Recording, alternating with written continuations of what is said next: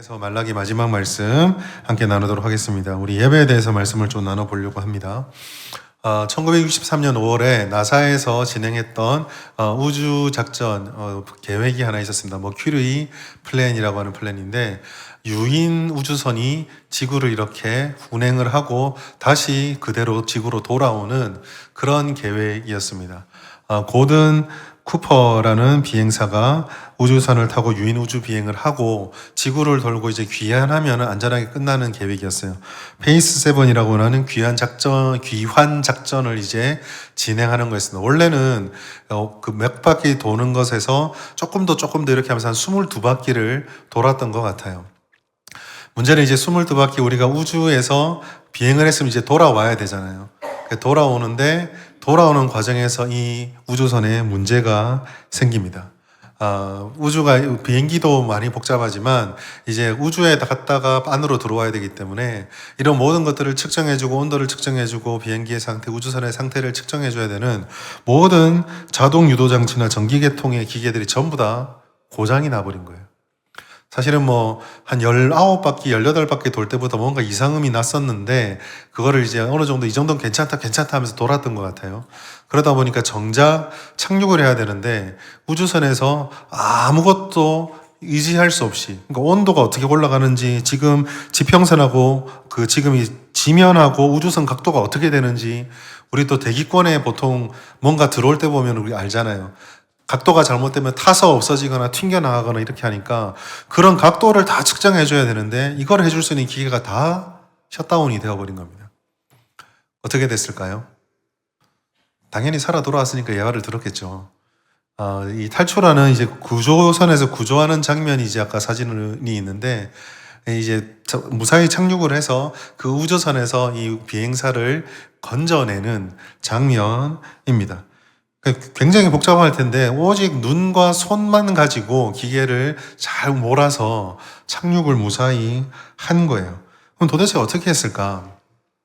아마 이런 상황에 대한 지침들이 있었겠죠. 그 중에 하나가 조정하는 조정석에서 창을 바라보면 이 창의 가운데 지점과 지평선이 수직을 이루도록, 지평선이 일직선을 이루도록 그 각도를 지켜야 된다는 지침이 있었던 것 같습니다.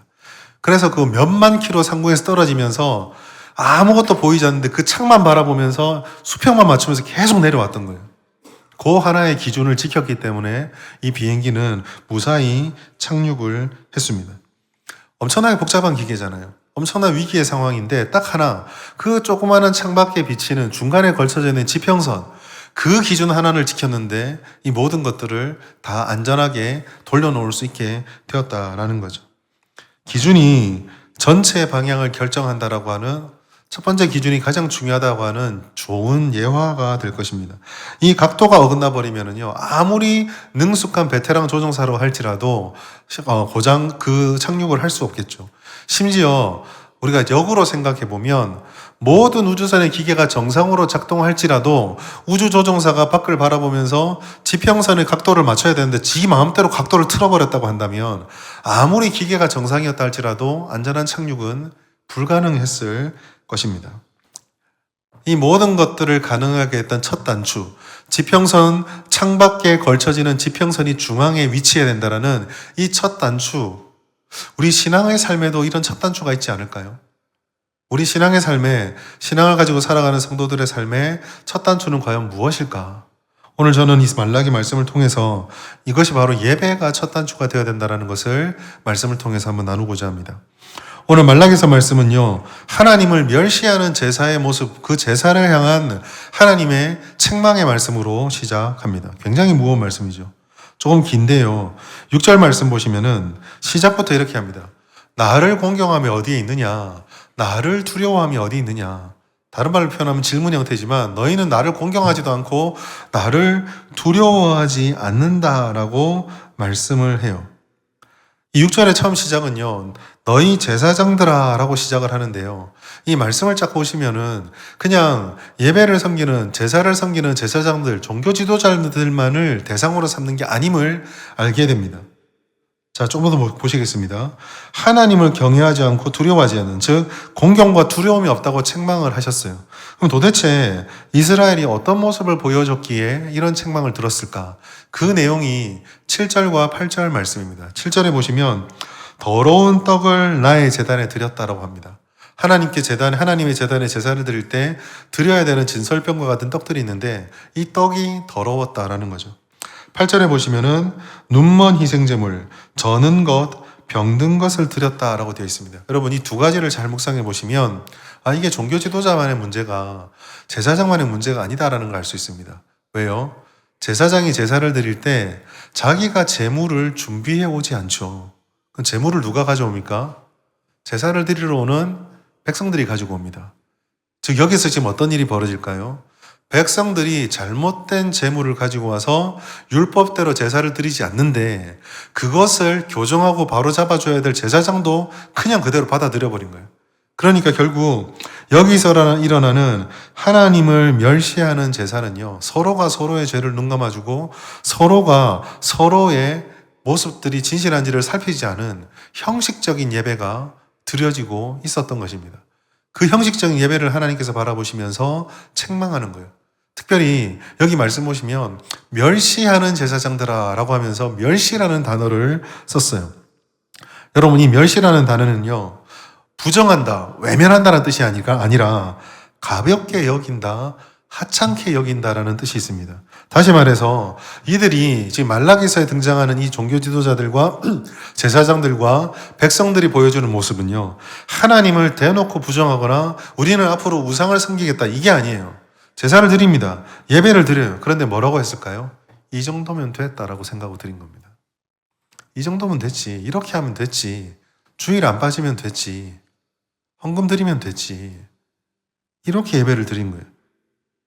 하나님께서는 이것을요, 이렇게 하나님의 제배를 가볍게 여기고 하찮게 취급한 것을 내 이름을 멸시하는 것이라고 규정하셨어요. 하나님의 예배를 멸시했다라고 말씀을 했습니다. 합당하지 않는 예배는요, 형식적으로 아무리 처음부터 끝까지 완결성을 가지고 드려졌다 할지라도 하나님이 보시기에는 아예 드리지 않은 것과 같다라고 말씀을 하시는 거예요. 오히려 그렇게 드려진 예배는 아무리 웅장한 순서와 아무리 잘 준비되는 순서들을 잘 완수했다 할지라도 하나님의 이름을 영광스럽게 돌려지는 예배가 아니라 제사가 아니라 하나님을 오히려 멸시하는 제사와 예배가 될 뿐이다 라고 말씀을 하는 겁니다. 우리에게 이것은 굉장히 좀 중요한 문제가 됩니다. 여러분 예배를 한번 잘 생각해 보십시오. 우리가 하나님을 영화롭게 하는 거잖아요. 우리가 이것을 어떤 식으로 이해하면 좀 잘 와닿을까? 이렇게 한번 예를 들어 보겠습니다. 칠순이 되신 우리 부모님, 칠순 잔치를 드리는 거예요. 오늘 아버지 너무 존경합니다. 아버지 너무 고생하셨어요. 아버지 정말 잘하셨습니다. 그런데 생일상을요, 어제 먹은 밥과 어제 끓인 국을 전자레인지에 데워서 내놓는 거예요. 그러면서 말합니다. 차려드렸잖아요. 데워드렸잖아요. 배부르게 드실 수 있잖아요. 할 거 다 했잖아요. 뭐가 문제입니까? 분명히 생일 잔치는 했어요. 부모님의 생일을 잃어버리지 않았어요. 밥상을 비우지 않았어요. 따뜻하게 데운 따뜻한 음식을 드렸어요. 그러나 그것을 보면서 부모님이 어떤 느낌을 받을까요? 얘들이 나를 멸시하는구나. 지금 이 제사가 말라기서에서 드려지고 있는 것입니다. 오늘 우리가 드리는 예배가 어떤가? 우리는 어떻게 제사를 드리고, 신약시대에 우리는 제사는 아니지만 우리가 드리는 예배가 어떤가를 이 말씀 속에서 조금 돌아볼 필요가 있다는 거죠. 여러분 오늘도 전국의 대부분의 교회들 한 7만 개에서 9만 개 정도의 교회가 있다고 가정했을 때 수치가 그렇게 나오는데요. 그리고 예배가 일주일에 한 번 드리지도 않잖아요. 최소한 평균치로 어떤 교회는 8번 드린 교회도 있고 작은 교회는 한 번 드린다고 해도 최소한 2번에서 3번만 드린다고 할 때 오늘만 예배가 20만 번 이상이 드려집니다. 여러분 20만 번 넘는 예배가 어떤 식으로 드려질지, 20만 번의 영광이 될지, 20만 번의 멸시와 조롱이 될지 한번 생각해 보셨나요? 여러분 우리는 왜 이렇게 제사가 무너졌을까를 조금 진지하게 돌아보아야 합니다. 왜 이스라엘에게 제사가 이렇게 무너졌을까? 그것은 이스라엘 사람들이 가지고 있었던 이중성을 잘 몰랐기 때문이에요. 9절 말씀 우리 같이 한번 읽어보겠습니다. 시작. 만군의 여호와가 이르노라. 너희는 나 하나님께 은혜를 구하면서 우리를 불쌍히 여기소서 하여라. 너희가 이같이 행하였으니 내가 너희 중 하나인들 받겠느냐. 아멘. 말씀이요 되게 재밌습니다. 아니 사실 재밌다고 말 썼는데 아픕니다. 오늘 9절 말씀 보시면은요 이스라엘 사람들에게 묘한 모습이 나타나요. 너희는 나 하나님께 은혜를 구하면서 우리를 불쌍히 여기셔서라고 하는 모습, 그걸 하는 걸 보면서 너희가 그렇게 해보라라고 하나님께서 말씀합니다. 결국 이 이스라엘 사람들이 그렇게 한다라는 거죠. 여호와께 은혜를 달라고 우리를 불쌍히 여겨달라고 이야기를 한다라는 겁니다. 그들은요 긍휼을 간청해요. 하나님의 은혜를 부정하지 않습니다. 주님의 은혜가 내게 있기를 바랍니다. 간절함도 있고 절실함도 있는 것 같아요. 삶의 어려움 앞에서 자신들의 삶에 찾아오는 순간순간들, 그리고 제사의 시간마다 하나님을 찾는 마음도 있는 것 같고 축복을 바라는 마음이 여전히 뜨겁습니다. 하나님께서 너희가 부르짖어 보라 말하는 거 보면 부르짖는 것 같아요. 그런데 똑같은 말씀, 똑같은 이스라엘이요, 이 9절과 다르게 13절에 보면은요 되게 이상한 모습을 보여줍니다.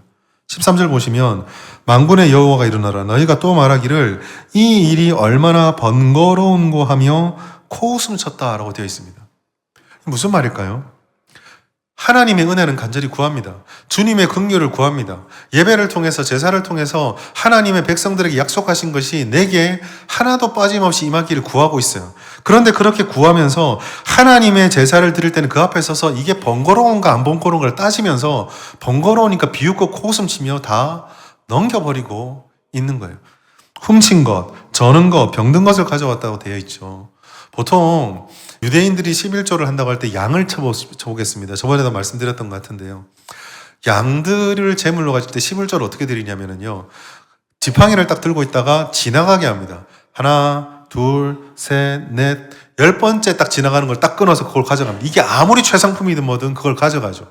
그리고 아마 그게 흠이 있으면 율법에서 흠이 있는 것은 가져오지 말라고 했으니까 다른 것을 찾아서 들고 갑니다. 번거롭죠. 불편하죠. 매번 그렇게 해야 되니까. 그 얘기예요, 지금. 하나님께 은혜를 받고 하나님이 주시는 것에 대해서는 열정이 있고 받고 싶은 마음이 있는데 정작 하나님 앞에는 번거로워하는 겁니다. 무너진 예배죠. 하나님을 향한 기대는 뜨겁습니다. 그런데 하나님을 향한 헌신은 차가워요. 하나님이 주시는 것에 대해서는 예민한데 하나님에게 드려야 되는 것에 대해서는 무관심하고 무감각합니다. 하나님이 주신 은혜에는 간절한데 하나님께 드려야 되는 순종은 번거롭고 회피하고 싶은 거죠. 이 이중성이요, 예배를 형식적으로 만드는 이유이기도 하면서 동시에 형식적인 예배에 빠졌을 때 나타나는 열매이기도 합니다. 예수님께서는요, 우리 안에 있는 이와 같은 이중성을 굉장히 똑같이 경고하셨어요. 마태복음 7장 21절 같이 한번 읽겠습니다. 시작. 나더러 주여 주여 하는 자마다 다 천국에 들어갈 것이 아니요 다만 하늘에 계신 내 아버지의 뜻대로 행하는 자라야 들어가리라. 아멘. 저기서도 이중성이 나오죠.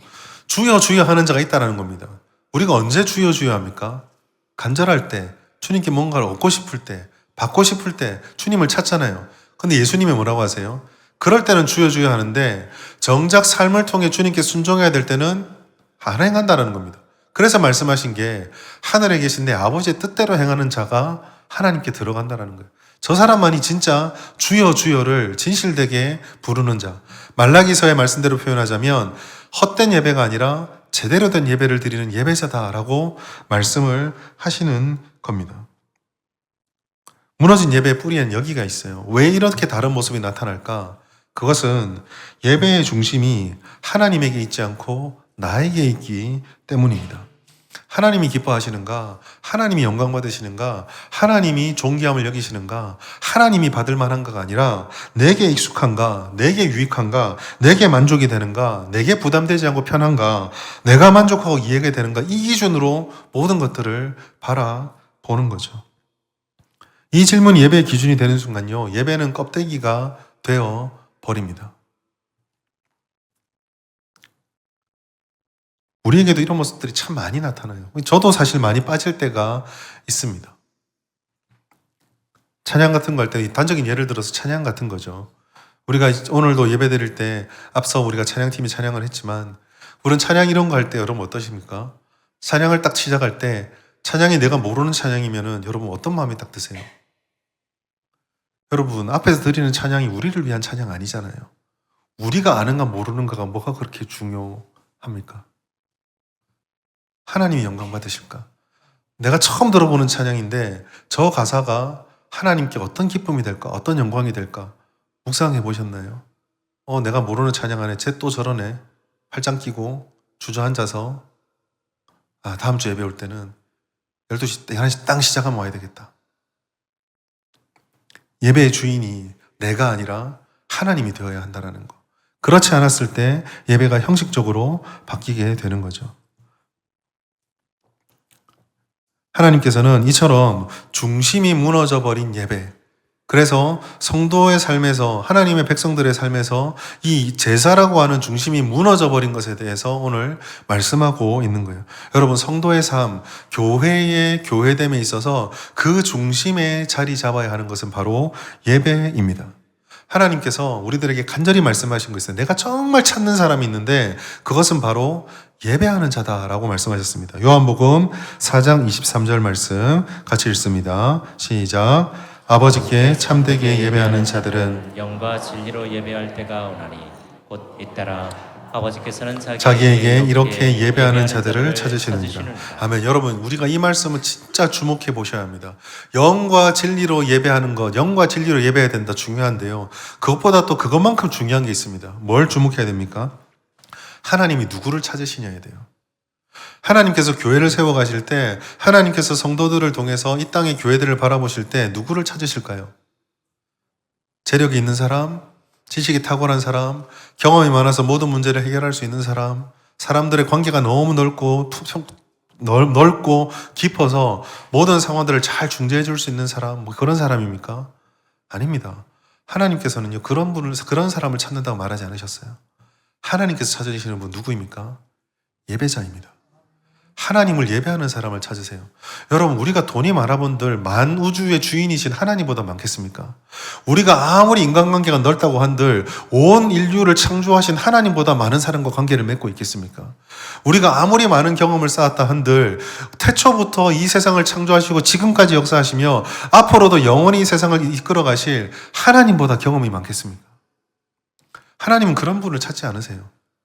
하나님께서 찾으시는 이는 중심에 예배자로 서 있는 사람을 찾고 있다라는 것입니다.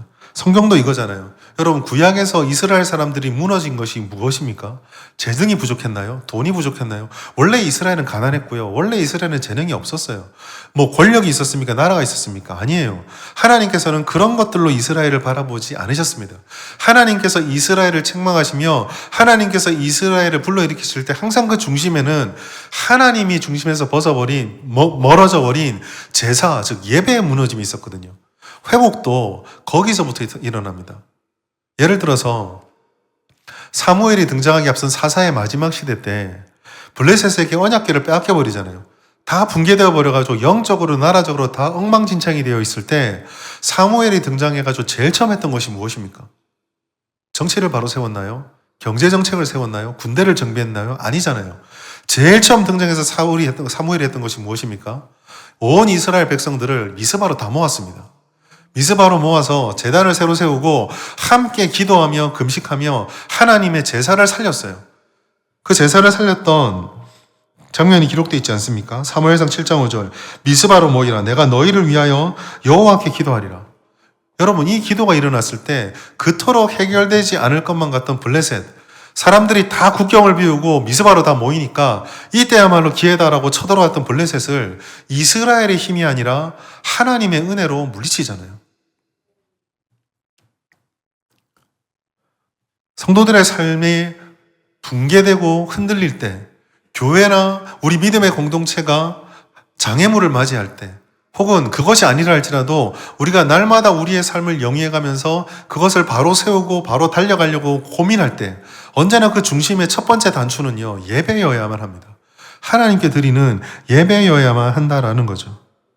무게중심이 중요합니다. 무게중심이 바로 세워져 있지 않으면 엉뚱한 곳에서 원인을 찾고 결과를 찾게 됩니다. 여러분, 중심은요, 흔들 수가 없어요. 오늘날 우리가 이 중심에 바로 서 있는지를 돌이켜 보십시오. 결정적인 순간에 무언가를 결정하고 무언가를 반응할 때 예배는 건드리지 말아야 될 것이 되어야 되는데 우리가 예배조차도 내가 선택할 수 있는 선택지 중에 하나로 두고 있지 않습니까? 사실 본문의 말씀은 예배라고 지칭하고 있지만 근원적으로 따지고 들어가 보면요, 내 중심에 누가 주인인가와 연결되어져 있어요. 사람은요, 자기 마음속에 주인으로 삼고 있는 것을 자연스럽게 예배합니다. 물질이 있으면 물질이고요. 인간의 세속적인 가치관이면 세속적인 가치관이고, 하여간 자기 마음속에 내가 가장 중요하다고 생각하는 것을 사람들은 예배하게 되어 있어요. 사람들이 신을 안 믿는다고 하던데요. 그래서 예배 안 한다고 하던데요. 여러분, 전에 제가 말씀드렸죠. 이 세상에 무신론자는 없습니다. 왜 그렇습니까? 나는 신이 없다라고 믿는다를 믿는 사람이 존재하는 거예요. 사람은 누구나 다 무언가를 믿고 있습니다. 이 세상에 무신론자는 없어요. 이 세상에 믿음이 없는 사람은 없습니다. 그 말은요, 이 세상의 모든 사람은 누군가 다 무언가를 예배하면서 살아가고 있다라는 겁니다. 그럼 우리의 중심의 문제죠. 내 중심은 도대체 어디에 서 있는가? 그 말은 곧 내가 무엇을 예배하는가와 연결되어져 있습니다.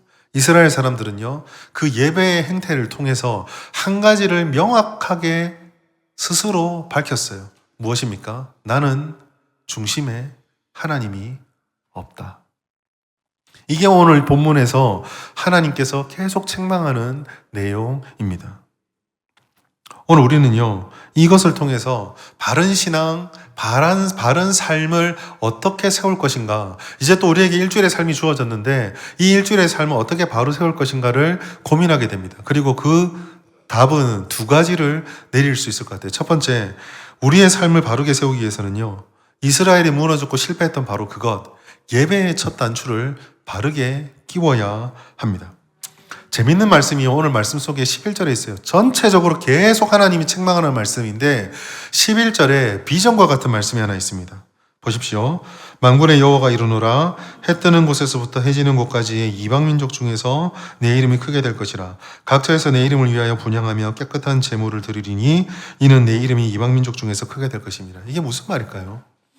이스라엘이 하나님께 영광 돌리고 하나님께 제사하는 걸 내려놓으니까 하나님께서 나는 이제 제사 받는 거를 끝났구나, 이게 아니라 하나님께서 제사를 하나님의 은혜로 이방 민족들 사이에서 세울 것이란 말입니다.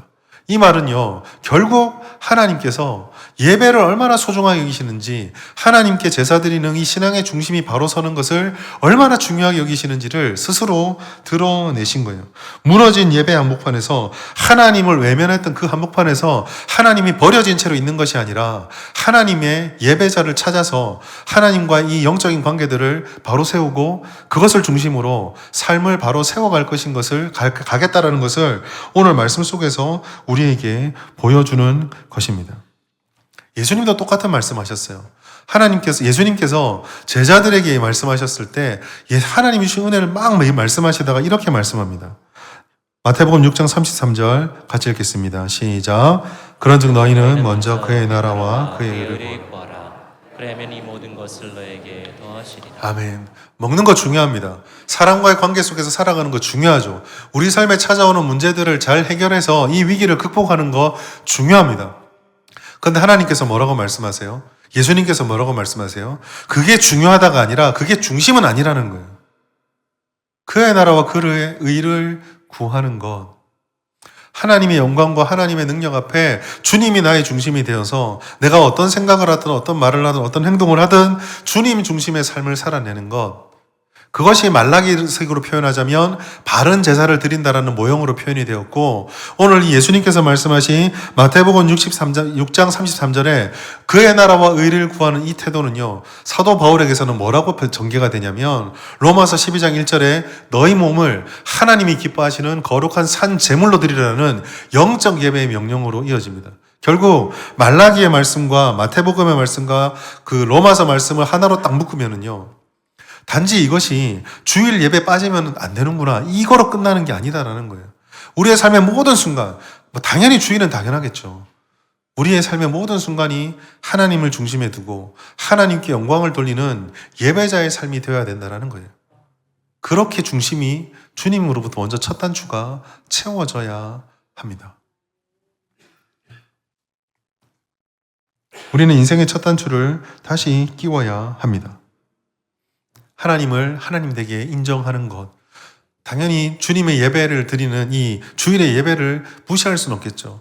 당연하지 않겠습니까? 여러분, 누군가를 사랑한다고 하면서 그를 만나는 그와 허락되는 그 시간들을 하나라도 허투루 버릴 수는 없을 것입니다. 예배가 회복되지 않은 채로 다른 어떤 것을 회복시키려 해도 순간의 효과만 있을 뿐, 특별히 우리 믿는 성도들은 다시 한번 중심이 흔들리게 될 거예요.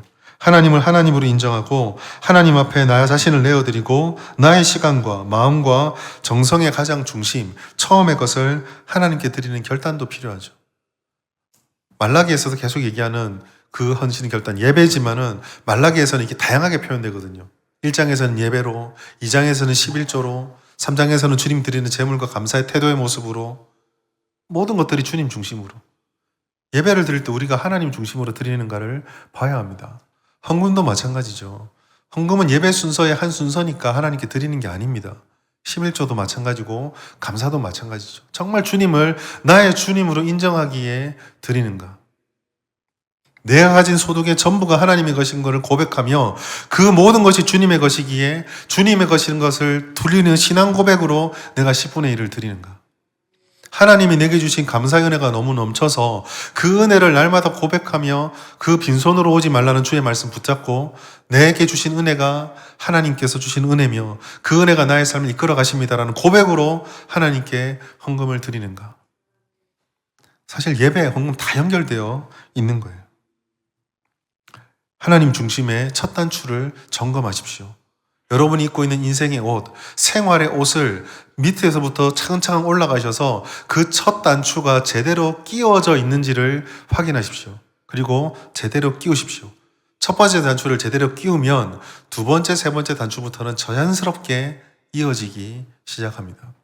두 번째로, 이렇게 하나님 앞에 예배의 단추를 끼울 때에 우리가 주의하고 살펴야 될 것이 있는데, 우리 자신이 가지고 있는 영적 관성과 본성에 대한 민감함을 가지고 있어야 한다는 것입니다. 이것은 오늘 본문의 이 말라기서의 말씀을 유대인이 들어야만 했다라는 바로 여기서부터 찾을 수 있어요. 아까 읽었던 말씀인데 13절 다시 보시면은요, 이 일이 얼마나 번거로운 거라고 하는 유대인들의 말이 있습니다. 하나님 예배가 번거롭다라는 거예요. 번거로우니까 조금씩 그 번거로움을 대체하기 위해서 대충 형식적으로 좋은 재물보다 훔친 것, 내가 손해보지 않는 것, 부담스럽지 않는 것, 이런 식으로 예배의 형식은 드려지고 있으나 예배의 본질은 점점 무너졌던 것입니다. 근데 여러분, 이 말씀에 정말 무서운 점은 뭔지 아세요? 이들이 번거로워서 제사를 대충 드렸다는 게 아니라 한 글자를 더 해야 돼요. 또라는 글자입니다. 이들이 또 이런 제사를 드리기 시작했다라는 거예요. 무슨 말입니까? 여러분, 이 말라기서는요, 포로 이후의 말씀입니다. 포로 귀환된 이후의 말씀이에요. 이미 그들의 조상이 이전에 바알과 하나님을 동시에 섬기면서 제사를 무너뜨리고 신앙을 박살내서 하나님께서 그들에게 징계하셨습니다. 징계하셔서 이방민족의 나라도 빼앗기고 성전도 무너지는 일을 겪게 하셨죠. 그러나 그들이 아무것도 잘한 것이 없는데 하나님께서 그들을 사랑하셔서 마치 400년 동안 애굽에게 잡혀있던 이스라엘을 출애굽시켜서 가나안에 들어가게 하셨던 것처럼 페르시아가 힘도 잃어버리지 않고 고레스가 정치적 위기도 없는데 그의 마음을 바꾸셔서 출애굽한 것처럼 페르시아에서 끄집어내서 다시 예루살렘에 들어가게 하셨거든요.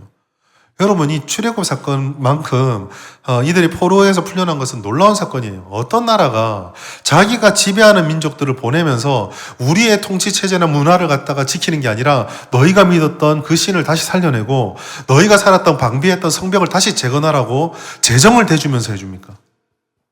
그걸 다 누렸거든요. 놀라운 은혜지 않습니까? 이들은 가나안에 다시 들어간 은혜를 또 한 번 누린 거예요. 그런데 이렇게 놀라운 은혜를 경험하고도 또 옛날처럼 제사를 드리기 시작하는 겁니다. 이것이 바로 타락한 본성이 가지고 있는 삐딱한 영적 관성이에요. 해둔 대로 의지하지 않고 민감하게 분별하지 않고 내가 애를 써서 주님의 능력 의지하지 않으면 우리는 자연스럽게 하나님을 찾는 쪽이 아니라 자연스럽게 하나님으로부터 멀어지는 쪽으로 우리의 생각과 행동들을 자꾸 기울어지게 만든다라는 것입니다. 성경은요, 항상 이 영적 무뎌짐과 관성에 대해서 강하게 경고했어요. 베드로전서 5장 8절 말씀 보시면 근신하라 깨어라 라고 말했습니다. 예수님이 오셔서 가신 후에 백성들이 그 놀라운 은혜를 보고 나서도 하나님의 성도들이 어떻게 되었다고요? 깨어있지 않거든요. 바울도 얘기하는 것도 그거지 않습니까? 갈라디아서에서 너희가 그 복음을 받았는데 왜 이렇게 속히 그 복음을 떠나느냐? 베드로도 똑같은 얘기를 하는 거예요. 자연스러운 게 아니니까 근신하고 깨어서 너희가 엉뚱한 곳으로 기울어지지 않도록 너희를 유혹하는 그 마귀의 권세들로부터 너희를 지켜라고 말하는 거거든요. 계시록 2장 4절 5절 말씀인도 마찬가지입니다. 같이 한번 읽어볼까요? 시작. 그러나 너를 책망할 것이 있나니 너희 처음 사랑을 버렸느니라. 그러므로 어디서 떨어졌는지를 생각하고 회개하여 처음 한 일을 가지라. 만일 그리하지 아니하고 회개하지 아니하면 내가 내게 가서 내 촛대를 그 자리에서 옮기리라. 아멘. 여기서도 예수님께서 말씀하시는 게 뭡니까? 사랑이 없었던 게 아니에요. 그런데 그 사랑이 첫사랑과 다르다라는 겁니다.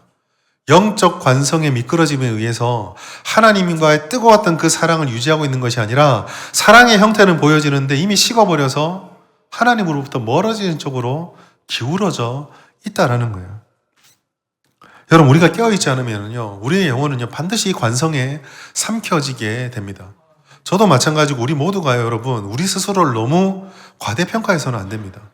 알아서 난 잘할 것이다. 내가 그래도 신앙생활 했던 그 경험이 있는데 내가 엉뚱한 선택하지 않는다. 여러분, 자만하지 마십시오. 이 세상에 존재하는 그 어느 누구도 하나님 앞에 주님, 저는 걱정하지 않으셔도 됩니다 라고 말할 수 있는 존재가 아무도 없습니다. 한 사람도 없어요. 다 넘어지고 다 무너집니다. 예수님의 부활을 봤던 베드로가 어떻습니까?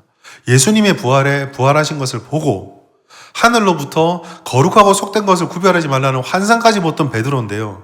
그 베드로가 나중에 이방인들하고 먹다가 사람들이 찾아오는 거 도망가 버려요. 여러분, 관성이 무섭습니다. 우리 안에 있는 타락한 영적 본성과 관성은요, 자연스럽게 예배가 익숙해지고 즐거워지는 사람들이 아니라 지금도 수없이 주님으로부터 멀어지려는 시도를 내가 깨닫든 깨닫지 못하든 우리 안에서 계속하고 있어요. 그래서 우리에게 영적 민감함이 필요합니다. 내 예배가 지금 어디를 향하고 있는가? 내가 지금 어떤 마음으로 예배를 드리고 있는가? 예배의 순서들을 하나도 빠짐없이 내가 지키고 있지만 그 예배에서 내가 진정으로 하나님을 주인으로 섬기는 예배를 드리는가? 아니면 내가 그 예배의 주인인가? 예배에 감격하고 있는가? 예배를 통해 하나님께 감격하고 있는가? 예배를 기다리고 있는가? 주님을 갈망하고 있는가? 이거 우리가 늘 묻고 질문해야 한다라는 거죠. 처음에 말씀드렸던 것처럼 이 질문이 사라져버리면 오늘 한국 땅에서 드려지는 20만 번의 예배는요, 20만 번의 은혜가 아니라 20만 번의 하나님 멸시입니다. 민감함이 사라지면 자기도 모르는 사이에 말라기 시대의 이스라엘의 자리에 서게 되는 거죠. 그러나 여러분, 만약에 우리가 그 민감함으로 우리의 영혼의 이런 모습들을 하나님께 올려드리고 하나님, 우리가 이런 관성에 빠지지 않게 해달라고 간구하고 기도하고 주께 매달리면 하나님이 기뻐하실까요? 슬퍼하실까요? 얼마나 기뻐하시겠습니까? 그 마음을 가지고 설령 넘어진다 할지라도, 내가 그런 마음 가지고 애를 썼지만 우리 연약하잖아요. 넘어진다 할지라도 그 넘어짐이 어떻게든지 주님 앞에 이 관성을 이겨서 하나님께 가려고 걷다가 넘어진 사람이라면 하나님께서 그를 일으켜 주시면서 얼마나 우리를 북돋아 주시겠어요.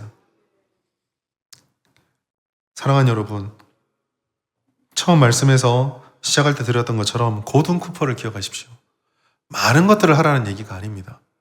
창가에 보여지는, 창문에 비춰지는 그 지평선이 제자리에 있어야 된다. 이거 하나 사활을 걸고 지켜니 인생이 살아났던 것처럼 우리가 여러분들이 어떤 삶과 어떤 고민들, 어떤 마음들을 가지고 있다 할지라도, 또 그것들에 대한 답을 내리지 못하고 혼란스러워하고 있다 할지라도 하나님이 우리의 하나님이 되시고 우리 가운데 있는 이런 연약함들을 하나님이 지켜주신다는 믿음을 가지고 예배의 첫 단추부터 다시 모든 것들을 정렬해 가신다면 하나님께서 그 헛된 걸음이 아닌 하나님을 쫓아가는 그 걸음을 결코 무너지게 내버려 두지 않을 것입니다.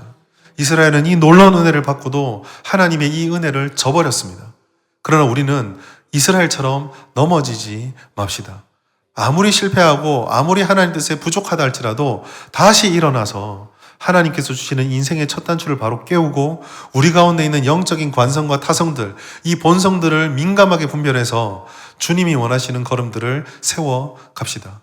우리가 주인공이 아니라 하나님이 주인공이십니다. 이 주인공 대신 주님을 높여드리며 온전한 예배로 세워져서 주님의 은혜와 돌보심으로 이 한 주를 또 살아내시는 우리 모든 성도님 되시기를 예수님의 이름으로 축복합니다.